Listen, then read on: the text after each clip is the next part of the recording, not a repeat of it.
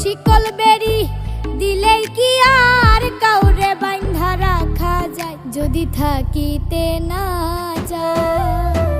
কি লাভ হইল শিকল